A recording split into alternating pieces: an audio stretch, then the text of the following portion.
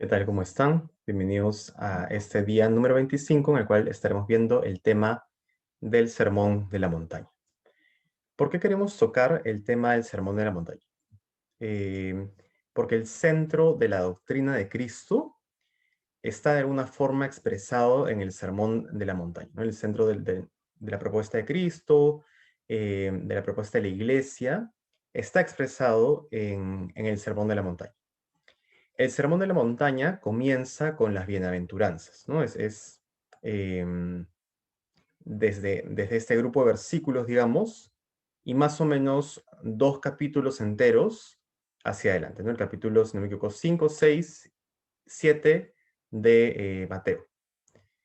Entonces, todo este desarrollo a lo largo de este grupo de versículos, de este grupo de capítulos, trata, digamos, sobre el fondo de la doctrina, ¿no? Comenzamos con el tema de las bienaventuranzas, habla también sobre los diferentes mandamientos, ¿no? Con la nueva ley, que no es que abole la ley antigua, sino más bien la plenifica, porque de alguna forma se cumple con la ley antigua, pero se lleva, digamos, a plenitud, ¿no? Entonces, por ejemplo, el divorcio era una realidad judía, ¿no? Este tema del acta de repudio, y ya no existe en la nueva ley, ¿no? Porque se vive en plenitud, como está llamado a ser vivido, ¿no? Em, y luego pues habla de, también junto con esos temas, se habla por ejemplo del tema de la sal y la tierra en el mundo, el Padre Nuestro, em, se habla de algunos diálogos de Jesús con algunas personas que le preguntan sobre sus enseñanzas, ¿no? Y, por ejemplo, él habla del sentido de hacer las obras por gloria de Dios y no por honor de los hombres, y un texto bastante extenso que habla sobre la confianza en Dios, ¿no? Entonces vamos a tratar de tocar algunos puntos centrales de esto, comenzando por las bienaventuranzas, para tener en cuenta todo de forma un poco más, de forma general, pero al mismo tiempo con mayor claridad, ¿no? Porque de hecho, si quisiéramos entrar en profundidad al Sermón de la Montaña, ¿no? Solo del Sermón de la Montaña probablemente salen, no estoy seguro cuántos, pero definitivamente más de 7, unas 14 homilías, por lo menos, ¿no? O sea, de los diferentes grupos de versículos. E incluso los textos son tan ricos que en el fondo de estos mismos temas podrían salir varias homilías, ¿no? Entonces podrían darse, digamos, no sé, 30 grupos de videos de 15 minutos para hablar sobre cada uno de estos textos de la Biblia, ¿no? Pero sí sería bueno, digamos, tomar en cuenta algunos puntos clave que deberíamos llevarnos, ¿no? Entonces, antes de comenzar, igual recomendarles, ¿no? La posibilidad de leer el Sermón de la Montaña, porque habla con bastante claridad de casi toda la esencia de la doctrina. Y lo otro, ¿no? Que relacionado a ese tema, si quisiesen profundizar aún más sobre este tema, podrían acudir al catecismo que también hace esta profundización, ¿no? Comenzando por las bienaventuranzas y luego pasando al tema de los mandamientos, ¿no? Entonces, en primer lugar, se habla sobre el fin último del hombre. Aquí recordar más digamos, tomar los textos bíblicos, recordar cuál es el fin último del hombre, ¿no? Que ya lo hemos dicho, ¿no? Que es el servicio, la alabanza a Dios nuestro Señor, ¿no?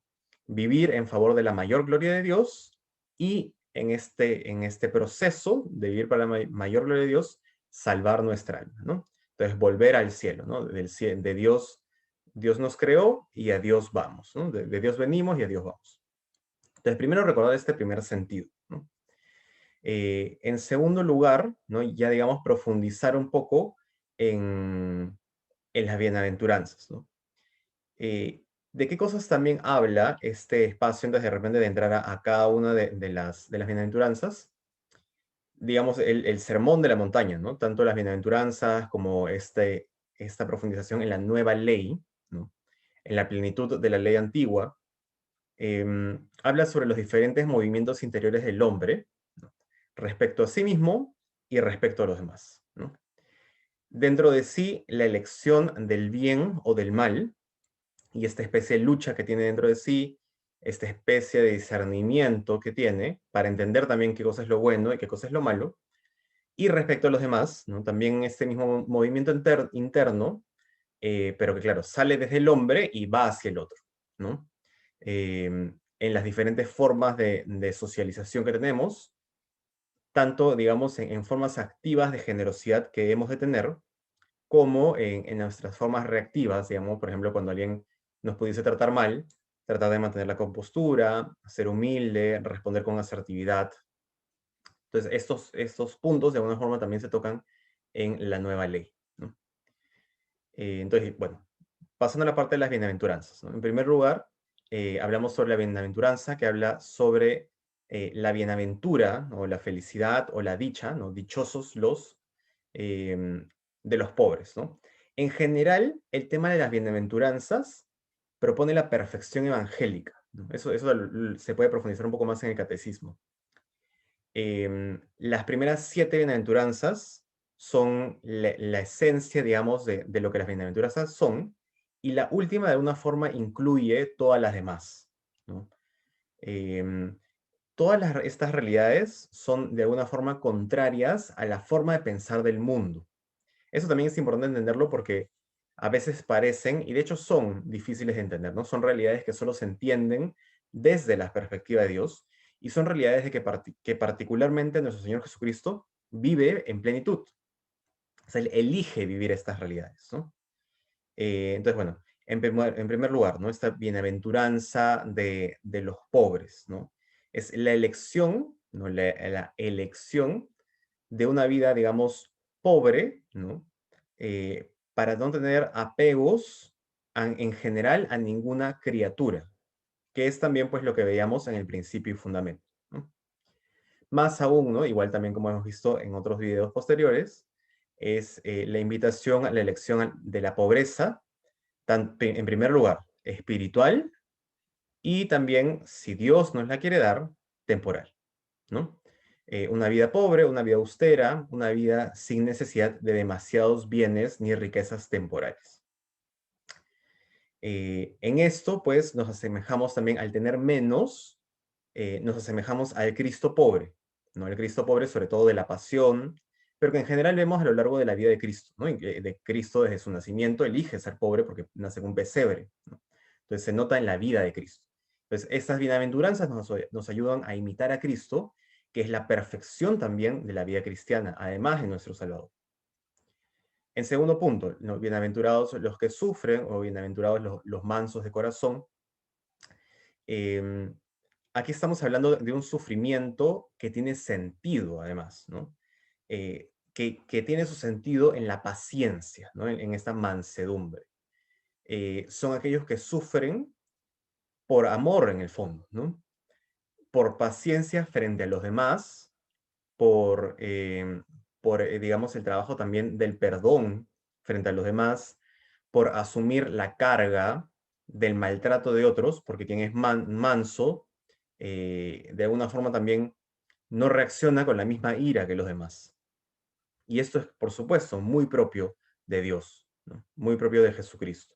Entonces también es una realidad particular, ¿no? Si queremos orientarnos hacia la perfección evangélica, es conveniente, necesario que digamos las bienaventuranzas, ¿no? Son realidades que o uno o varios vemos en los santos, ¿no?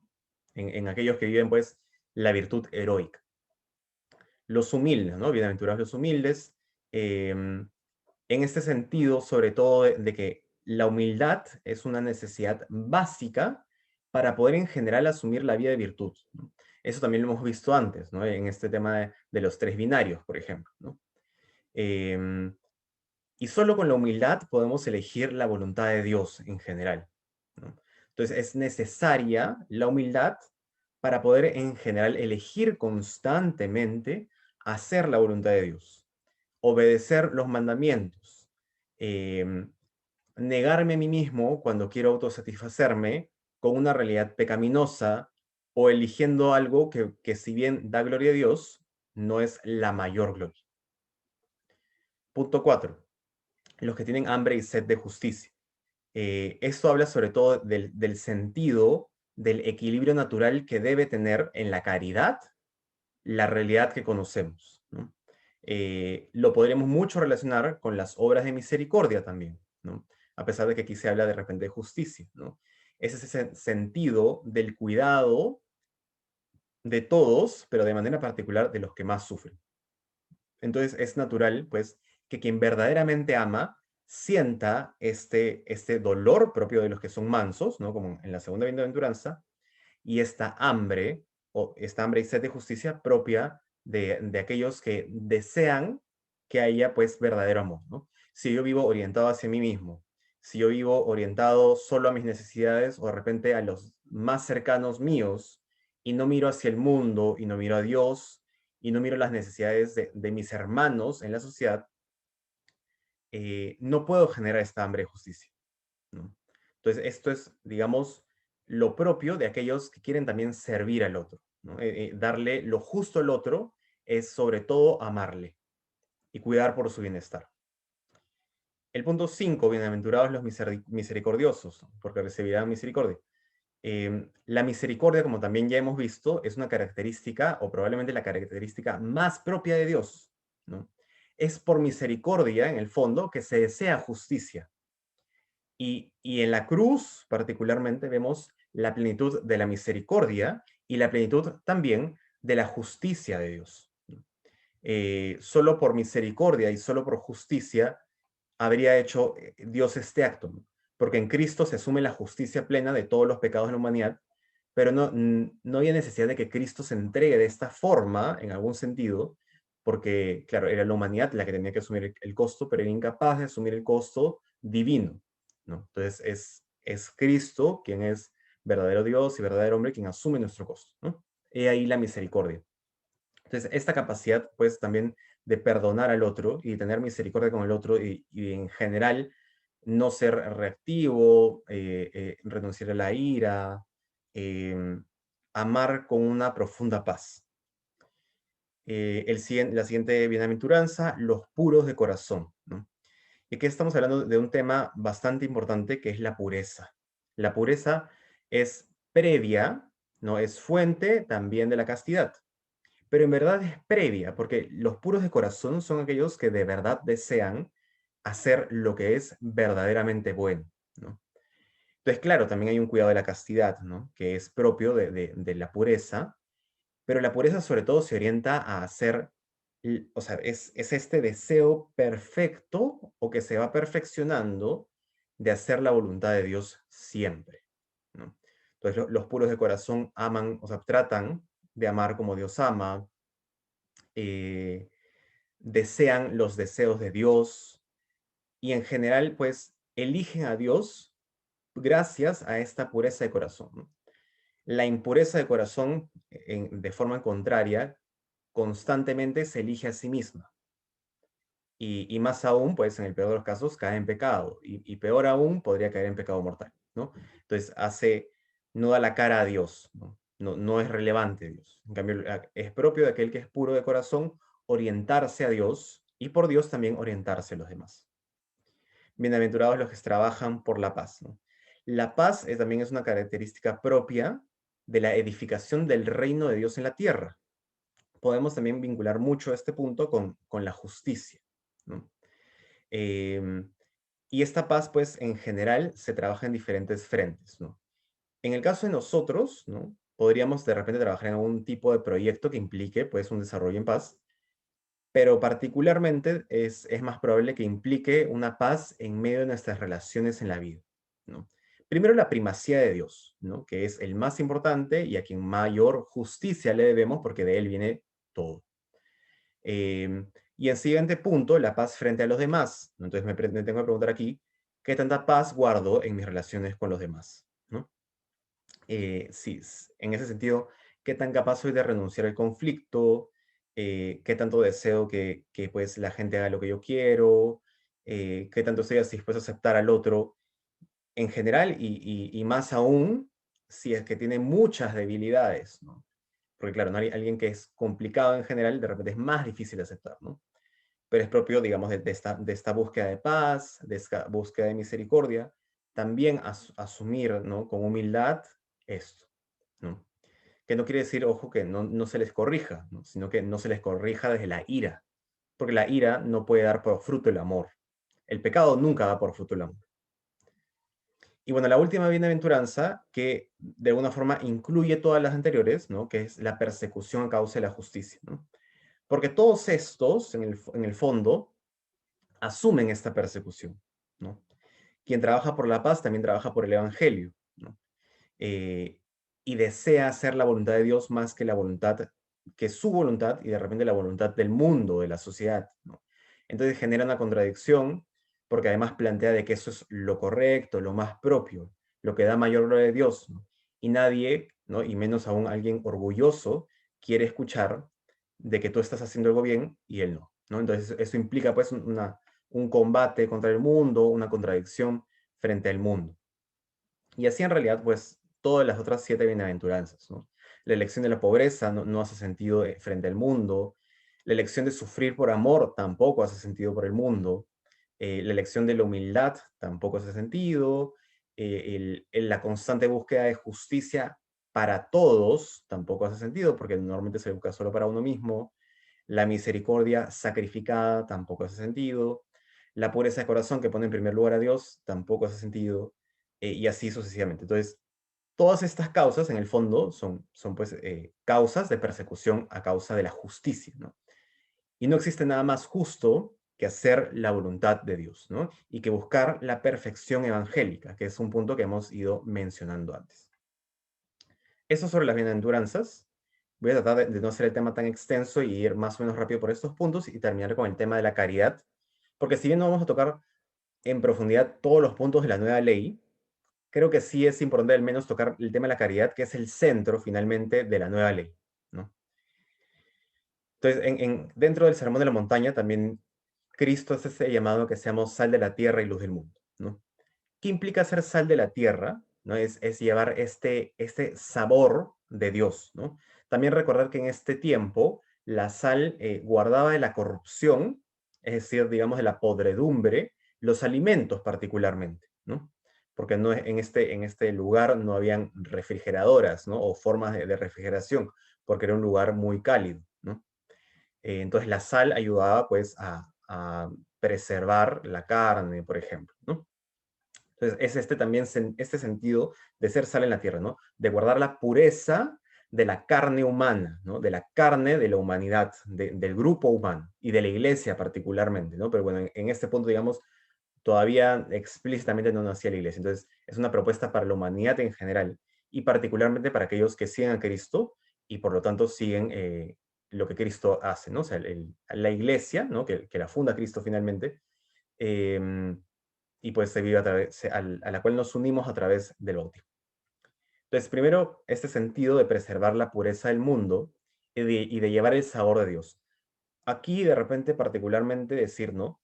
Que este sabor de Dios tiene dos dimensiones, ¿no? Por un lado, la formación de la pureza, ¿no? Esta propuesta de pureza para, ¿no? Primero que la debo vivir yo, y de ahí llevarla al mundo.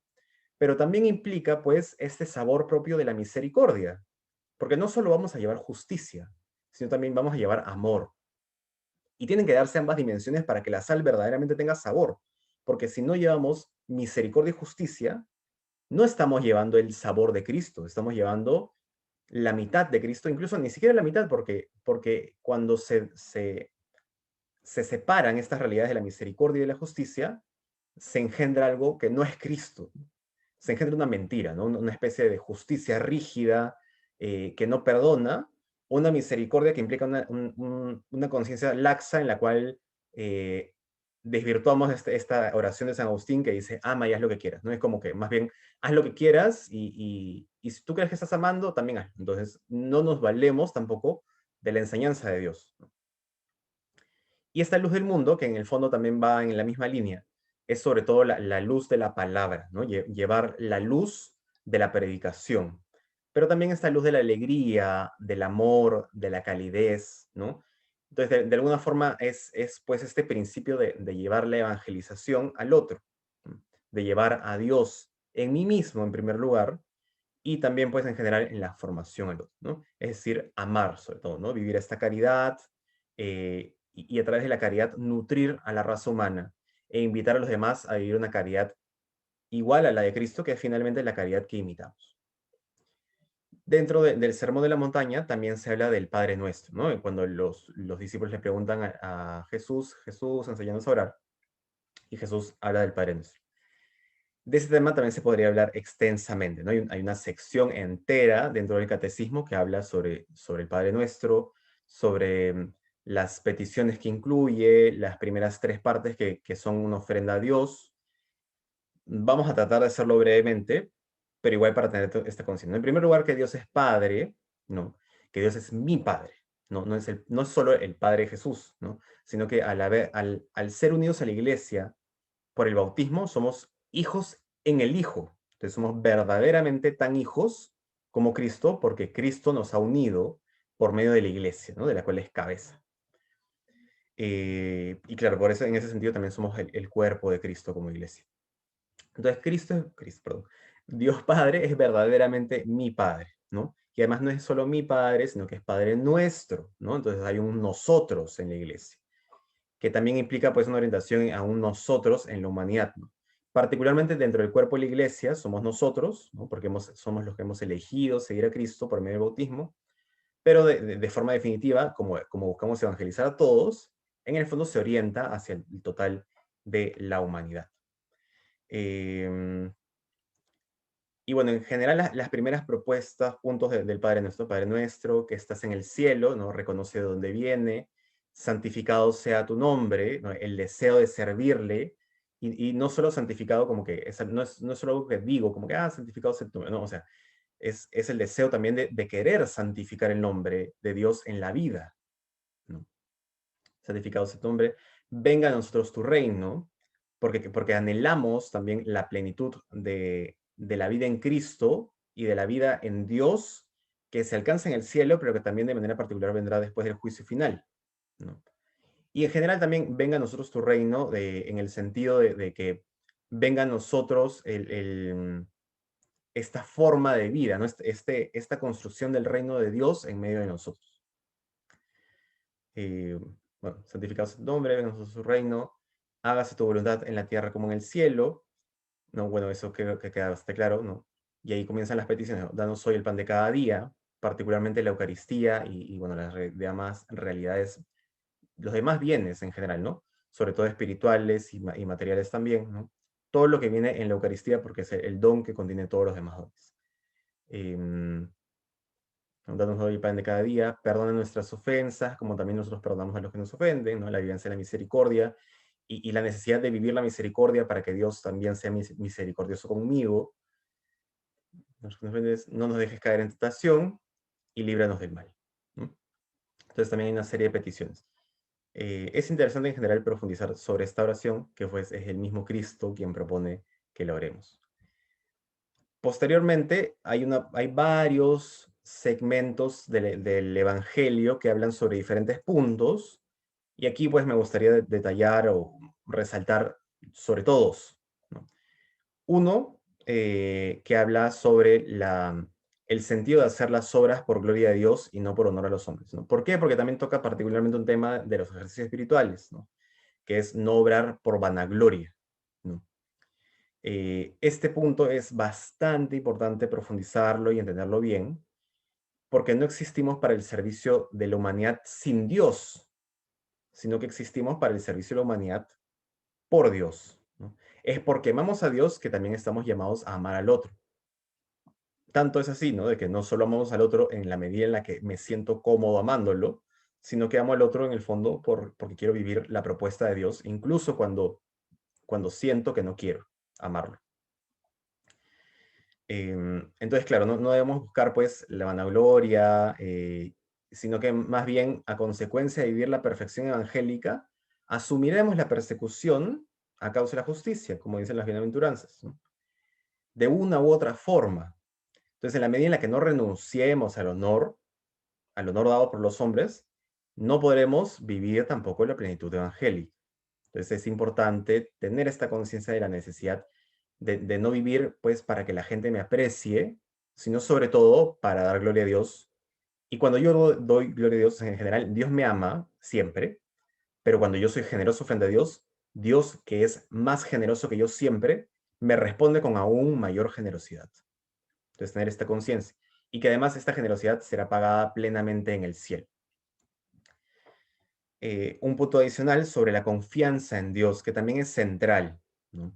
Hay otros puntos, digamos, importantes, porque claro, de alguna forma todo el sermón de la montaña es importante, ¿no? No podríamos decir que no, pero creo que este punto es bastante importante en el sentido de que si no confiamos en Dios para ser santos, nunca vamos a ser santos, ¿no? Porque la búsqueda de la santidad no es solo un ejercicio de voluntad, es también la participación de la gracia.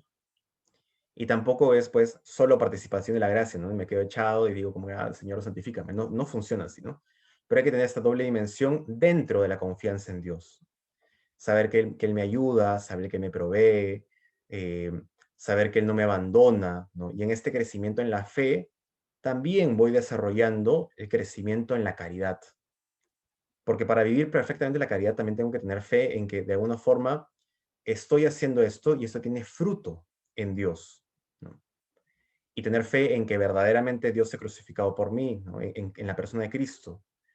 Y tener fe en que Cristo sigue sufriendo o asumiéndonos en la perpetuación del sacrificio de la cruz por medio de la celebración de la Eucaristía y que además en ellas nos alimenta. Y así, bueno, podríamos profundizar sobre diferentes puntos, pero es este sentido de la confianza en Dios, porque sin confianza no podríamos ofrendarnos por Él. Entonces, conviene profundizar sobre esto. Y ya para cerrar, espero que este tema no esté tan extenso hasta ahorita, hablar sobre el himno del amor, ¿no? El himno del amor está en el primer libro de Corintios, capítulo 13, del 5 al 7, del 5 al 8. Y claro, esta parte naturalmente no forma parte del Evangelio, por ende no está en el Sermón de la Montaña, pero la caridad es el centro de la vivencia de los mandamientos, ¿no? De ahí pues nace, ¿no?, el mandamiento nuevo, ¿no? De amados los unos a los otros como yo os he amado, ¿no? Y es así, ¿no? Incluso es muy fuerte porque en el fondo Dios nos pide que nos amemos como Él nos ama. Y también entender al mismo tiempo de que si Él nos pide algo, también es porque Él nos puede sostener con la gracia para alcanzar esta realidad. No nos está pidiendo, sería absurdo que Dios pida algo imposible, porque en general es absurdo pedir algo imposible. Entonces, bueno, vamos a leer y vamos a profundizar en algunas de estas realidades para no hacerlo tan extenso. El amor es paciente y servicial. El amor no es envidioso, no hace alarde, no se envanece. No procede con bajeza, no busca su propio interés, no se irrita. No tiene en cuenta el mal recibido, no se alegra de la injusticia, sino que se regocija en la verdad o con la verdad. El amor todo lo disculpa, todo lo cree, todo lo espera, todo lo soporta. El amor no pasará jamás. Entonces, de alguna forma también vemos cómo todas las bienaventuranzas se ven perfectamente reflejadas acá, ¿no? Habla de la paciencia, del servicio, em, de la renuncia a la irritabilidad, que implica pues también humildad, de la búsqueda de la justicia. Entonces, en general, está también aludiendo a las bienaventuranzas. Y las bienaventuranzas son la perfección evangélica va incluso no, más allá de la simple vivencia de los mandamientos.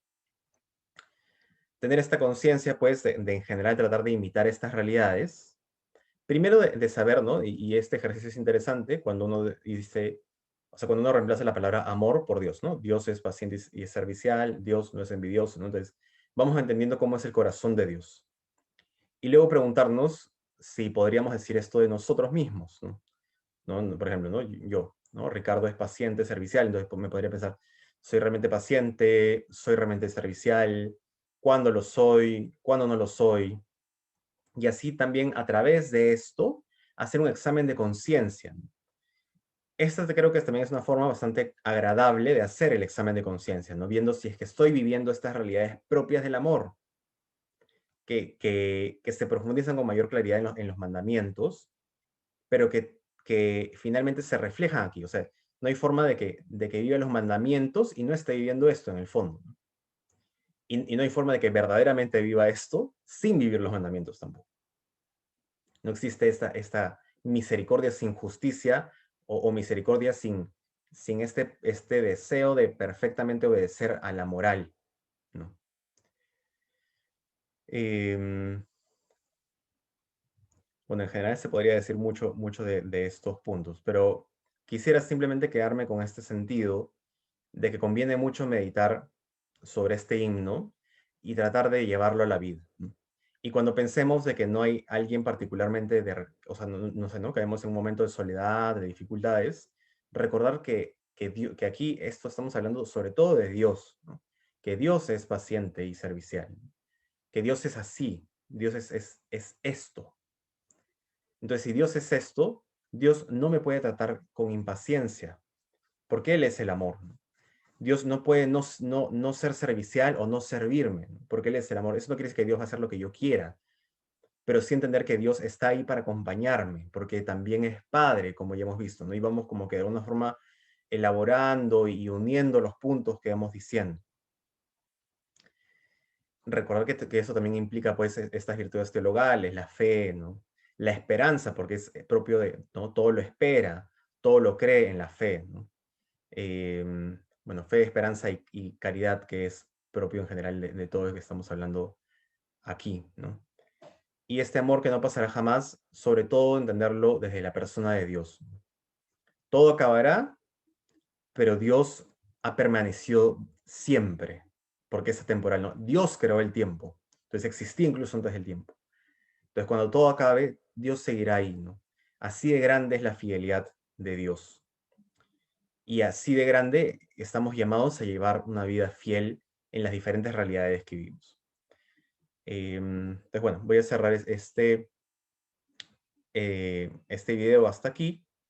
El día de mañana estaremos viendo, si no me equivoco, uno de los puntos finales ya de ejercicios espirituales en sí, que es la contemplación para alcanzar amor. Que de hecho es como que el centro final es la esencia, el lugar donde ejercicios espirituales da fruto.